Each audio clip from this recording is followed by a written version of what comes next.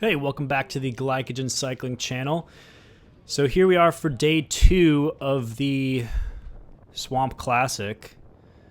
This race was on February 7th, 2021. And if you haven't seen my previous video of the road race for this series, you can go check that out in the top right corner. But the road race was the first race in this series, and then right after that we had a time trial, which I actually put my camera on my helmet and filmed the whole thing, only to realize it was angled way too down, so you're basically looking at pavement the whole time and not where I'm going. So the footage is pretty much unusable, and I thought that would just be boring just to look at my power numbers. But if you guys want to see that footage, let me know in the comment section down below. I actually finished third in that time trial, but again, like the footage, you're just looking at pavement the whole time, so it's really kind of boring. Only thing that would be fun is the power number and like speed and things. But here we are for the crit, which was the next day. And as always, we're starting with a full lap. I think I did a full 2 laps here, so you can kind of see. But my strategy was to just kind of play it like a climb. So one thing you can do on climbs is start towards the front and then gradually move back in the field as the climb goes up, and then hopefully by the top you're at the back of the field, and then you can use the downhill to move back up to the front before the next climb. So I knew this hairpin turn was definitely not my strength. Like, I'm not good at a ton of sprinting. I'm good at holding 30 miles per hour for forever, but as soon as you add in sprint out of this turn, sprint out of that turn, that takes a toll on my legs. So I wanted to move towards the front of the field before that turn, and then kind of, put in a hard effort and try to stay with the pack. But if you get gapped, kind of just let people behind you fill in. Like, they're not gonna want to get dropped, especially early on in the race. If you open up a little bit of gap, it's gonna be okay. People behind you are probably gonna slot in, as you'll see here, and that way you don't have to put in a massive effort every time. And also, I kind of figured that coming into this section right here is a massive block headwind, so not everyone's going to want to pull in this section. And I kind of used that to my advantage throughout the race. Like, I used my momentum coming out of that turn and was able to move up and make up a lot of positions in this headwind section without a huge effort, just because nobody wanted to really work on this section. So one thing to note for this race, the night before was actually a huge rainstorm. Like, you can see if you look on the outside of in the grassy area, it's just completely flooded. And as you can see on my rear camera right now, it's just full of mud. And it was a lot worse in the beginning of the day, but towards our race, the course wasn't as wet, which was great. Because this would not have been fun in the wet. But that being said, there's a lot of sections that were like muddy, because cars would try to move to this or drive to this infield section and then get stuck in the mud. You can see occasionally there's some tire tracks, as there was right there on the left hand side. And so at some points there was mud on the course, which is not great. Like right here, a whole bunch of mud on that left-hand side. So you had to be kind of careful. You don't want to have mud on your tires and then go bomb a corner. And then you'll notice right here, this section didn't have any mud on at all. But towards the end of our race, someone drove through the mud and then onto the course and then brought a whole bunch of mud onto the course through that turn. So a little bit interesting, because when you're used to the course being a certain way and then the next time around there's, it changes and there's, chunks of mud, can kind of get a little bit interesting. So once we hit to that section, I'll comment on that again. But so throughout this whole race, again, this is the headwind section, and that hairpin turn was really the trickiest part of the race. I actually went through the whole race footage, and every single lap I looked at that hairpin, what my watts were at. And there was only 3 laps where I did not hit at least 1,000 watts. So that was lap 11, 12, and lap 28. And you can see in the bottom right corner there's 33 laps in this race. And so, even though I didn't hit 1,000 watts, they were all over 950. And on lap 28, I hit 994. So basically 1,000 watts every single lap, 33 times in this 50-minute, I believe, race. 50 minutes to an hour, somewhere around there. Also, the weather today was a lot nicer than it was the day before, yesterday, during the road race. The road race was freezing cold, like 40s, and just kind of terrible. And today got up to 60s, so a little bit better.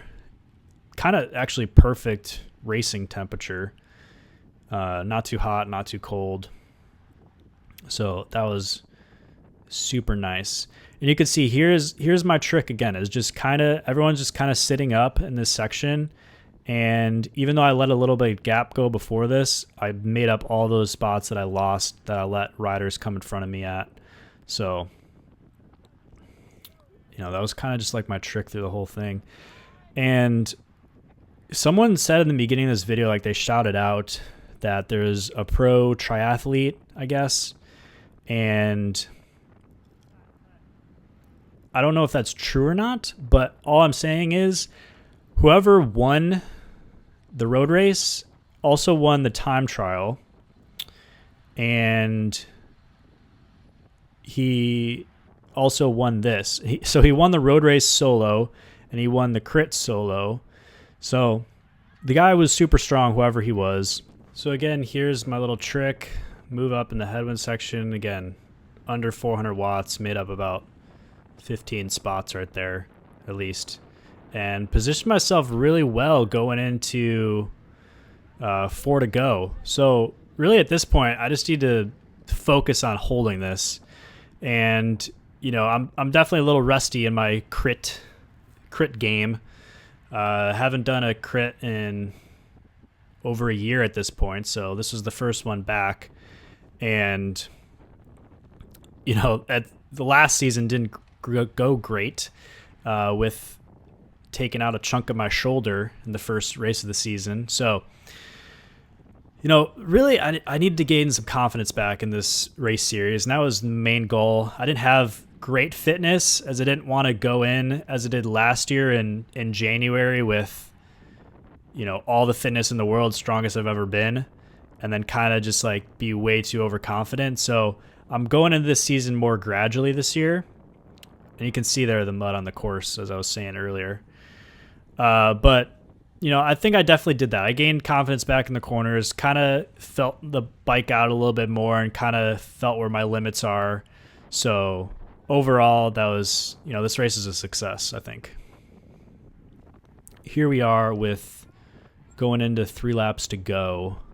And at this point, there's a guy off the front, I believe. Again, that same guy that won the whole thing. Yeah, he literally won every single race here. So definitely a strong guy, and he made it happen. So good for him. But yeah, he should definitely cat up at this point. So we definitely need to get the move on. You can see, if you look up ahead, you can see him in the distance. And one trick to use in crits and in road races, so in the pros, you have a motorcycle come around and tell you what the time gap is if there's a breakaway or whatever. I'm sure you've seen if you watch the Tour de France or any other professional race. But in the amateurs, you don't really have that. So you kind of got to create or understand how to reference how far ahead someone is on your own. So really what you got to do is just pick up a landmark, and then if you can see the group up ahead, like I see him on this corner, so you can just start counting from the time that he passed that landmark till the time you get there, and that's just a rough estimate, or the time the first person in your group gets there, because the difference between the first and you could be 3 seconds or whatever. So that's a good way to get a rough estimate of how far someone is ahead and how much, how hard you have to work to actually catch them. So keep that in mind when there's a breakaway up the road that you have to catch. But at this point, like, we had a good chase going. Like, this is the headwind section. We're doing 28, 29 miles an hour. And I think, like, once we got to, halfway through this lap, everyone kind of just gave up and we're like, yep, we're just sprinting for second at this point. Like, the guy's too strong. And everyone's just kind of getting their lead out set up and not really interested in chasing. So that was that. But, I really needed to move up at this point. Like, I had a good position going into like 3 or 4 to go. And now is like, I should have just gone right here. I was doing 200 watts. I should have moved up and got to the front, because at this point, like, it's going to be too late.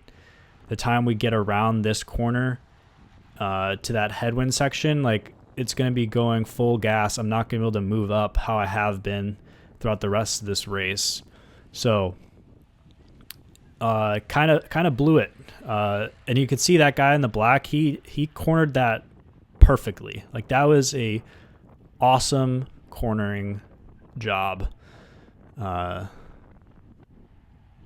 was just really impressive and good. I need to get back to that level. I used to have no fear like that, but now I need to get back to how, not being worried about tires sliding out. But that was a brief moment where I had a chance. I should have gone around this Sarasota Cycling Club guy, but blew it again. But again, I was, did 1,100 watts out of that corner, so I need to recover a little bit. But here we are with 1 lap to go, and there's not really a place to move up once you're at this section. Like, the rest of this is like, your position is your position. So if you're up to the front, like, it's pretty hard for someone to come around you, or at least a good amount of people to come around you. Because again, you're like going hard out of this corner, and the time you get up to speed or at this next corner that you have to slow down for. So, that's one trick on technical courses. If you can stay up to the front, like, you are going to do, see that mud there, that Sarasota Cycling guy kind of almost wiped out. I didn't see that before, but that was pretty close. So yeah, like, going in that corner, like, you're going full gas here. There's no slowing down at this point. And if you didn't have a good position going into this, really, only thing you had to do is really hold your position if you had a good one with going into that last turn. And now it's impossible to make it up in this headwind section. And I wanted to go left there, and that guy in the black kind of closed the gap on me, so that was kind of unfortunate. But, is what it is. I gained some well-needed confidence back in this race, so happy about that. One thing to mention, guys, we're almost at 1,000 subscribers. So if you haven't subscribed yet to the channel, if you could please do so, that'd be awesome. And that will be it. Hopefully you enjoyed this. Leave a like, leave a comment, and I will see you in the next video. Thanks for watching.